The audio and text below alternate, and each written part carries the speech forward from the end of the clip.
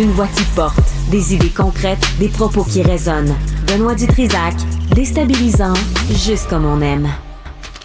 Mathieu est avec nous. On a vérifié, on connaît son identité, mais il nous a écrit, et je pense que c'est une entrevue qui est sinon importante, juste ramener à la réalité, là, parce qu'on peut vivre dans un pays de licorne, mais la réalité, c'est pas ça. Mathieu, bonjour. Oui, bonjour. Bonjour. Merci, Mathieu, d'être avec nous. On va protéger votre identité, mais vous travaillez à l'entretien à la STM, Société des transports de Montréal. Exactement. Et ça fait un bout de temps. Oui. Et vous voyez ce qui se passe dans le métro face à l'itinérance, la toxicomanie, et c'est pas joli. Eh boy, vous êtes poli quand vous dites pas joli, c'est vraiment dégueulasse. Là. Qu'est-ce que vous voyez? Qu'est-ce que vous vivez à chaque jour? Ah ben chaque jour on vit dans la crainte de se faire attaquer par un couteau ou une seringue, par un itinérant. Chaque jour, c'est tout le temps à recommencer. Je veux dire, chaque jour, on ramasse des excréments ou de l'urine. Écoutez, c'est vraiment l'enfer. Là. Dans les couloirs. Puis vous, avez-vous l'impression, Mathieu, de parler au nom de vos collègues? Oui, j'ai l'impression de parler au nom de mes collègues parce que nous vivons tous et toutes, évidemment, un grand stress quand nous allons travailler pour, dans le fond, pour gagner notre vie. Puis, écoutez... Ouais. Comment on vous parle? Comment on s'adresse à vous quand on laisse... parce que là, l'itinérance, on fait beaucoup d'angélisme, mais la réalité, là, c'est qu'ils laissent la place crottée là, quand ils partent. Là.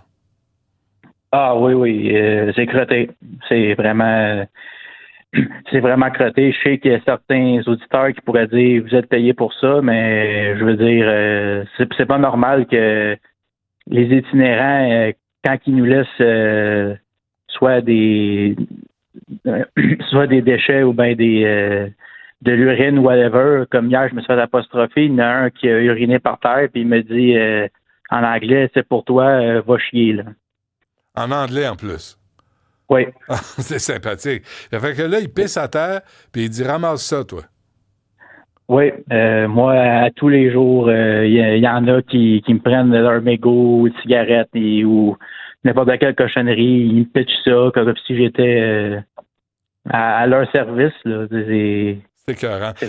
Parce que, tu sais, on veut pas avoir de mépris envers les itinérants, sauf que là, ce qui est en train d'arriver, c'est que les itinérants ont du mépris pour vous et vos collègues, Mathieu. Exactement. C'est vraiment un mépris qui est difficile à vivre parce que, je veux dire, comme vous dites, on peut avoir de la pitié pour eux, mais lorsqu'ils font des comportements comme ça, je suis désolé, on n'a aucune pitié. Là. Mais où sont les constables spéciaux, Mathieu? Où sont les ambassadeurs? Tu sais, toutes les mesures annoncées par la STM? Dans le fond, excusez. Pour les constables spéciaux, je ne veux pas seulement leur lancer la pierre à eux. Ils font leur possible, ils sont tout le temps en sous-effectif constamment. Ils ont un grand flot d'appels quotidiens, justement à cause de l'itinérance. Ils fournissent pas, là. Non, exactement. Et les ambassadeurs, ce sont dans le fond des personnes qui font du service à la clientèle. S'il y a un itinérant qui fume dans le métro, ils n'ont pas le pouvoir de faire une action, de donner une contravention. C'est pas donner une contravention, mais de le sortir. Et ils n'ont pas l'autorité que les constables ont. Dans le fond, c'est des agents de service à la clientèle, les ambassadeurs. Alors, c'est des touristes, là. Ils sont là, ils se promènent, ils jasent avec le monde, mais quand il y a un problème, ils ne peuvent pas intervenir. Vous, qu'est-ce qui arrive quand vous voyez des itinérants fumer dans le métro? Est-ce que vous avez le droit d'intervenir? Est-ce que vous préférez pas vous en mêler? Qu'est-ce que vous faites? Notre surintendant, à l'entretien, nous a dit de ne pas intervenir de vive voix parce que justement, il ne veut pas qu'on se fasse attaquer par les itinérants. On ne sait pas qu'est-ce qu'ils peuvent faire, là. Vous sentez-vous menacé? Oui. À tous les jours. Ah oui? Tous les jours. Ouais, tous les jours, des fois, j'ai pas hâte de rentrer travailler. Non pas que j'aime pas mon travail, c'est juste que le sentiment d'insécurité dans le métro, c'est l'enfer, là. Ouais. Mais, vous savez, Mathieu, tu sais, des fois, là, on parle aux syndicats des chauffeurs d'autobus, syndicats des employés de métro. Là, tu dis, bon, OK, il y a une partie du discours syndical là, pour avoir des meilleures conditions de travail, négocier sur la place publique, tu sais, puis aller chercher la sympathie. Mais là, on parle pas de ça, là. Vous avez rien à voir là-dedans. Vous me racontez votre quotidien. Vous faites l'entretien dans le métro. Puis vous vous sentez menacé, vous ramassez les cochonneries, ramassez la marde, la pisse des itinérants. Vous êtes traité comme un malpropre, là. Exactement. Des fois, je me demande si les itinérants sont traités en moins malpropre que moi, là.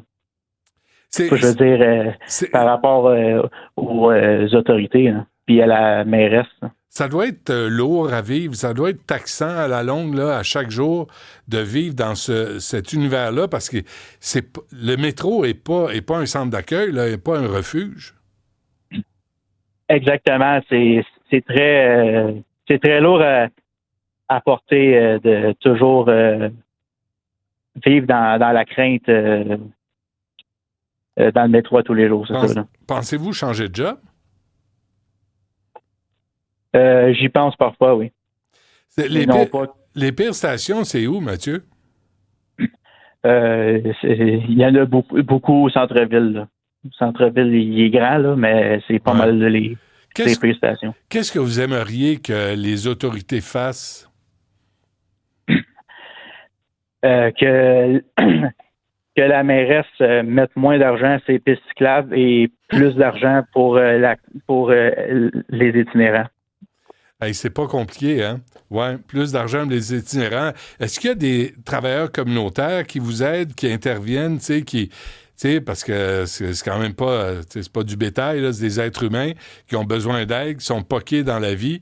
Est-ce que vous avez des gens qui circulent dans le métro pour que ça se ramasse pas sur vos épaules? Je sais que les constables ils ont une équipe spéciale avec des travailleurs de rue, je me trompe pas. Ouais. Mais comme vous savez, il y a tellement de problématiques dans le métro qu'ils ne peuvent pas être dans toutes les stations en même temps, là. C'est ça, hein? Vous, est-ce que vous avez un numéro, un appel, si vous sentez menacé, si vous sentez qu'un itinérant a besoin d'aide, là, est-ce que vous avez une référence quelconque pour demander de l'aide? Oui, on peut communiquer avec le centre de contrôle du métro et eux, lorsqu'ils reçoivent notre appel, ils l'acheminent au constable. boy. Ouais. Mais là, c'est pas fait, là. Tu sais, tu l'envoies là, puis l'autre l'envoie là, puis l'autre l'envoie, puis finalement, il revient, mais tout est réglé. Il faut intervenir en temps réel, là.